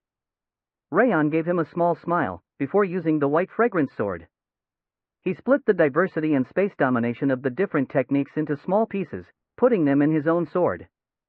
The White Fragrance Sword was thoroughly dismantled and became the fertilizer for Raon's growth. While he was focused on learning the technique, Judiel brought a sandwich and placed it on the tree stump located next to the open area. In order to avoid disturbing Raon's concentration, Judiel stayed far away from him and silently watched him practicing the white fragrance sword. She was thinking about whether there was anything she could do to help him. The Light Wind kept doing nothing but sparring for their training for a month. Whenever the Light Wind members started getting used to the fast and diverse attacks, Raon increased the intensity to make sure they could never get used to it. The Light Wind members trained, got beaten up, and pondered every day, yet they still felt like their skills hadn't increased at all. It was truly a strange swamp. I am losing my sanity. I wanna die. Please, end me. I wanna see my mom. Mom! Even during their sparse break times, they couldn't properly rest and couldn't come back to their senses as they kept rubbing their faces on the floor. Obviously, many swordsmen tried to run away, but they had all given up after realizing they couldn't hide from Raon's perception. Amazing! Rimmer shook his head as he saw the state the swordsmen were in, his face plump from doing nothing but eating and playing around, since he didn't even need to oversee training anymore. I would have already given up on being a swordsman if I was you. Oh my God. Squad leader. I'm gonna thank God that I'm not in your position. Apparently, he was serious about that, as he gathered his hands and started praying. HNNG. Rimmer went away while humming, and he looked even more detestable than Raon. Serbian. Are you going to keep up with this? We are seriously going to die at this rate. That's right. We are all going to die because of a monster among us instead of the enemy outside. Damn Vice Squad leader. He's smiling every day now. I'm sure he's enjoying beating us up. The Light Wind members went to Bayan to complain, since he was the only one they could talk to. In fact, Runan completely stopped talking altogether and Martha couldn't say anything other than swear words, making Bayan the only person who could still discuss things with them. It's also difficult for me, but there's no other way. The squad leader left the matter entirely to Raon, and that damn Raon is so determined to never go easy on us. We don't exactly need to stop sparring. Krine raised his head. He could pretty much be called Bayan's faithful vassal at this point. We could take a few days' break from these hellish spars. Break? How would you do that? For example, this ground. Krine pointed at the training ground's floor. The existence of soil absorbs the impact and allows us to avoid serious injuries, but if we didn't have that, even Raon wouldn't be able to go too hard on us. He might even postpone the spars until we get new soft soil. Indeed. Bayan nodded.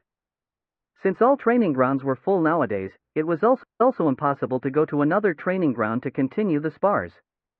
If it became impossible to keep sparring in the 5th training ground, they might really end up getting a few days' break. You heard that there's going to be a powerful typhoon tonight, right? Since there's no way the Vice Squad leader's going to be guarding this place at night, how about using that typhoon for our advantage?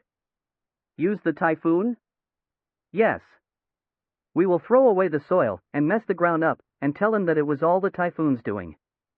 Even the Vice Squad leader won't be able to blame us for that. Since the training ground's going to need maintenance, we won't be able to spar for 2 to 3 days. Bayan bit his lips. He would normally never have accepted such a proposition, but he really felt like he was going to die at the rate they were going. Yes, just a few days. Let's rest for a few days. It's not for me, but for the kids, because they really are going to die. Since he hadn't been able to sleep for over 2 weeks straight, he convinced himself with nonsensical reasoning and nodded. All right, gather everyone who can agree. Bayan gathered everyone except for Runan, Martha, and Dorian, who was pretty much Raon's direct subordinate, and explained the plan to them. That night, 30 members of the Light Wind gathered in the 5th training ground with wobbly legs after the light went off. Let's start the operation. Bayan pointed at the soil on the ground once everyone was gathered. The first group will throw away all the soft soil on the training ground. Don't leave a single bit behind. Yes. Keep your voice low. The second group will make a mess on the ground. Since we need to pretend it was the typhoon's fault, you gotta make it look as natural as possible. Yes. Keep your voice low, I said. Since the training had just finished, the swordsmen were not in their right mind. The third group will make a mess outside the training ground. Remember that making it look natural is the most important thing in this operation and start working. Yes. Yes. I said to keep your voice low. Please. Bayan started the operation without realizing that he was the loudest one. Craving a week's break, or just a few days' break at least, the swordsman threw away the soil and made a mess of the ground. It was truly a touching sight where they were working hard for their survival, but they didn't realize that there was a pair of red eyes watching everything from above, on the training ground's roof. The next morning, Raon entered the training ground at the same time as usual, but it had turned into a completely different place from the day before. The entire training ground had turned into a mess, as if it were bombed overnight. What's going on? I heard yesterday's typhoon passed around this area. Bayan came up to him and frowned. Typhoon? Ah, they did say there was going to be a typhoon. Yes. It does look like a typhoon's doing. Raon licked his lips while looking on the shambled ground. The vice squad leader. Krine stood next to Bayan, his hands gathered together. We might end up with a serious injury if we keep sparring here, don't you think? Indeed. It's impossible to spar here. Raon nodded, looking regrettable. Since we need to talk, gather everyone in front of the platform. Yes. Ah, yes. Bayan and the swordsman were filled with excitement, since they figured it was going according to their plan. Their wobbly steps almost looked cheerful at that point. Ha! Raon went up on the platform inside. As everyone saw, the training ground isn't in good condition right now. We need to do its maintenance today. Oh. Wow. Finally. Cheerful expressions became clearly visible on the faces of the swordsmen upon hearing Raon's declaration. However, Raon hadn't finished talking yet. However. Fortunately, we still have a way. A way? What way? Dorian. Raon gestured with his hand, and Dorian sighed heavily before walking up to the platform. He had some difficulties, but he managed to take out a large sack from his belly pocket. It's the soft soil we requested at Porvin City Hall. It's the best soil for softness and safety. Raon smiled, pointing at the soft soil that Dorian started to take out. That soft soil was the first thing he requested when he visited Porvin's mayor. It happened to arrive 2 days ago. I was planning to change it after this training was over, but let's use this opportunity. Take them all out, Dorian. Yes. Dorian responded with a tired voice, before taking out 100 soft soil sacks and placing them in front of the platform. His unfocused eyes showed that he had already given up on everything. Am I dreaming right now? The swordsmen, who were filled with happiness just a moment ago, had to drop their jaws. The way they looked suggested that they had just fallen into the pit of hell, revealing that they had never expected such a development. Since we don't have much time, let's finish it today. Bring the shovels and the maintenance tools. The swordsman turned around with trembling limbs upon hearing Raon's order. Damn it. We even skipped sleep to do all that shit. That damn idiot. It was all for naught. They all glared at Krine, who had initially devised the plan. But there won't be any sparring for a day, for today at least. Let's find comfort in that. Krine broke out in cold sweat as he shook his hands. You would have been already dead if we didn't get that going for us, at least. All right. Let's rest for today, at least. I guess one day is pretty good already. Where are you going right now? While the swordsmen were trying to find hope in their despair, Raon's brusque voice could be heard. What? But you just asked us to bring the tools. We need to start the maintenance. It's just maintenance. Not everyone needs to go. Raon smiled cheerfully and opened one of the sacks to spread the contents on the ground in front of the platform. He used aura to harden the ground, immediately creating a temporary training ground. Time is gold, and the duels are happening soon. The spars need to continue. Coup. The swordsmen's faces turned pale upon witnessing the temporary training ground being created in a flash. Raon, who was holding his chin up high while standing on the training ground, looked like a death god from hell. As expected of the soft soil, it feels nice to step on. After properly hardening the ground, he bobbed his hand at Bayan. Come at me already. What are you waiting for? Me? Yes. We always start with Ban, you know? Bayan looked like he was about to cry as he took the training sword that Dorian gave him. Damn it! Ku! He charged at him along with a shout of concentration that sounded like a scream but was beaten up immediately and rolled on the ground, covered with soft soil. It hurts less because we have soft ground now, doesn't it? I think we can increase the training intensity from today onward. Ha! What is life? Raon grinned, and the swordsmen's faces turned pale as they held maintenance tools in their hands. Are you really human? Wrath left a single comment after watching the entire situation. The more I watch you, the more I'm certain that you are one of us.